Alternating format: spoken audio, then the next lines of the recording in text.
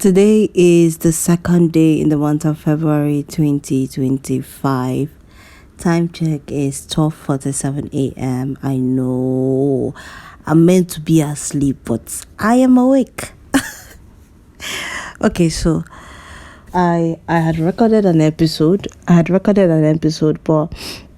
I was like, that episode was so chaotic. Like, it's great. It would be great to upload it, but I was just like, no, it's too much. But anyways, today I want to talk about like things that are love languages, but people don't tend to notice that it is important when it comes to relationship. Now, I've never been in love, I've never been in a relationship, I've never got anyone my boyfriend, but these are the things that I think that are important in a relationship that people do not, care about or talk about enough. Number one is anticipating your partner's need. See, I experienced this thing last year and even like this year, just yesterday or day before yesterday. And I was just like, wow. It feels so good to have somebody anticipate your need. Like you don't voice out that need.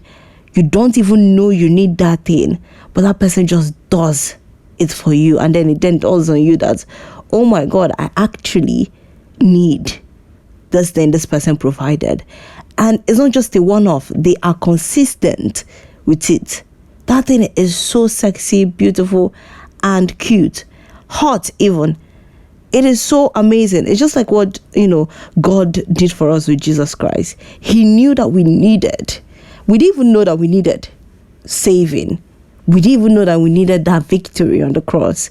We didn't even know that we needed that freedom from sin. But God was just like, I'm going to do that for you because I know it's something that you need. And when I do it, you'll come to the realization that you needed that salvation.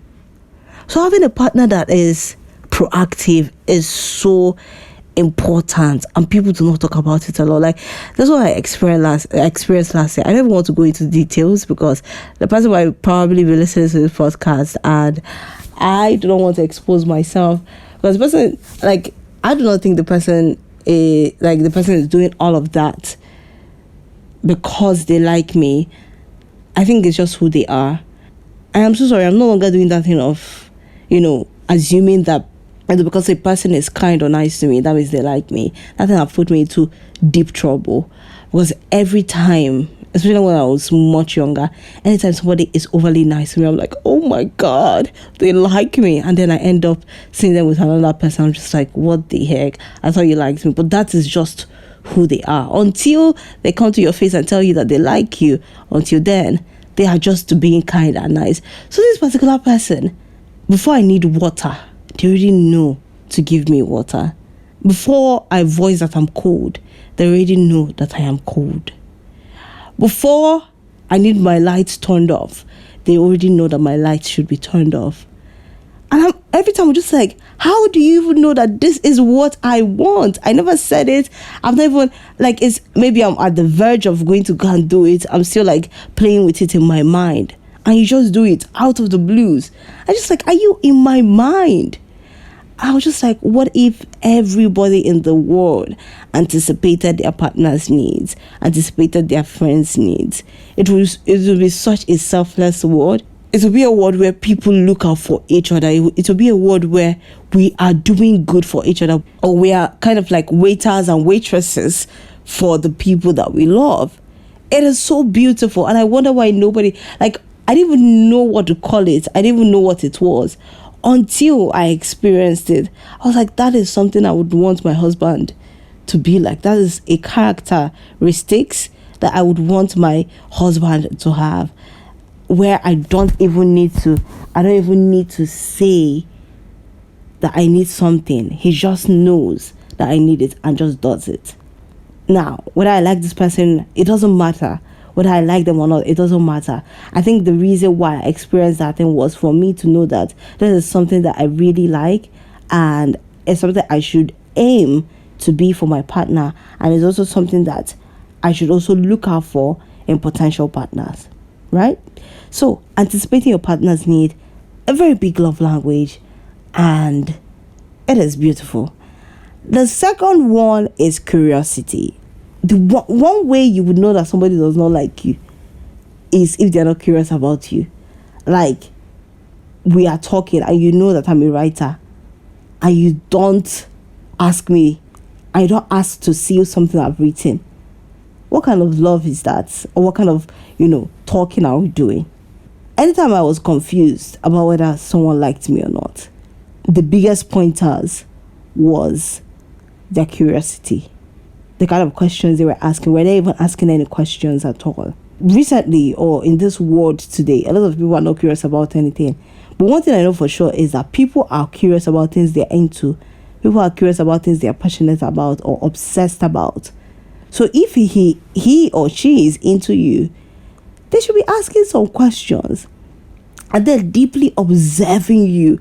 Like, you don't know they're observing you, but then they say something about you or refer to something you said in passing. And it's just like, oh my gosh, you were seeing, you were hearing. You know that thing of the both of you being so observant of each other that you guys don't even say anything. But once your eyes meet each other, it's like there is understanding because you guys were observing each other interact in an environment. So there's kind of like a communication going between the both of you. Now, I've never been in a relationship, but I've experienced these things in like passing. I was talking to somebody, I was like, hey, I've like a lot of people that have had the unfortunate situation of listening to me talk about my not so love life.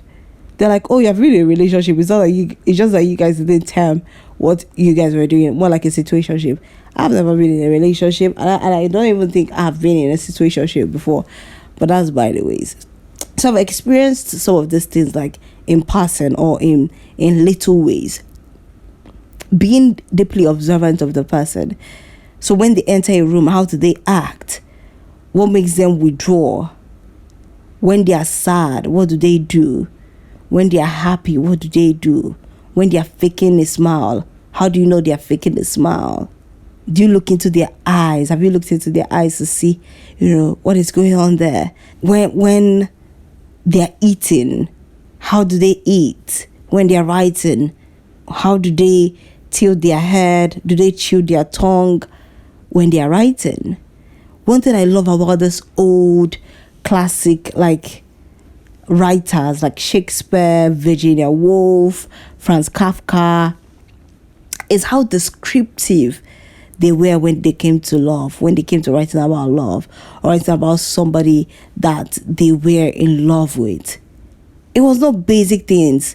They were not writing about things that were obvious to other people or things that the person showed other people. They were writing about things that it is only when you pay deep attention and it is only when you love this person enough to focus deeply on that person, that's when you figure those things out. That's how rich their description about like the people they love is. And it's one thing that is important. It's like a form of intimacy too. To not just have that person tell you everything about them, but for you to not figure out, but for you to witness some of the things about them by just paying attention to their non-verbal cues. And then when you see like the way they react or interact with people, it then aids your curiosity, because now when you guys are talking, you now know the kind of questions to ask. You now know the kind of like deep questions to ask, because you're not just asking like surface questions. You're asking questions from what you have seen them do or how you have seen them be in an environment, right? So curiosity is so important. You want to know this person. You want to know, the scars on their body. You want to know like what growing up was like for them. You want to know why they do certain things. You want to know why they listen to the songs they listen to. You want to know why this musician resonates with them. You want to know, why they fell in love with writing.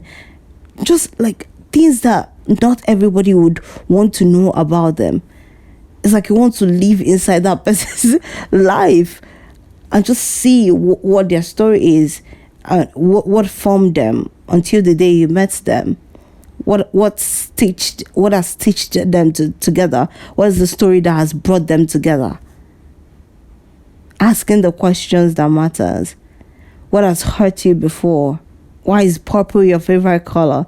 Yes, people will say, oh, it's talking stage questions, blah, blah, blah.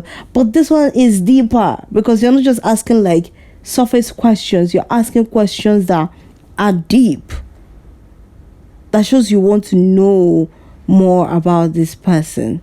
So curiosity is really, really important.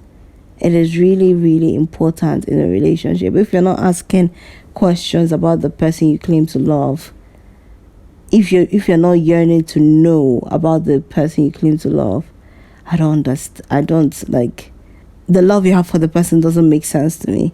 And I'm going to return back to the Bible. If you claim you love God and you're not yearning to read the Word of God, to know more about God, to know who God is. If we say He's faithful, what makes up that faithfulness?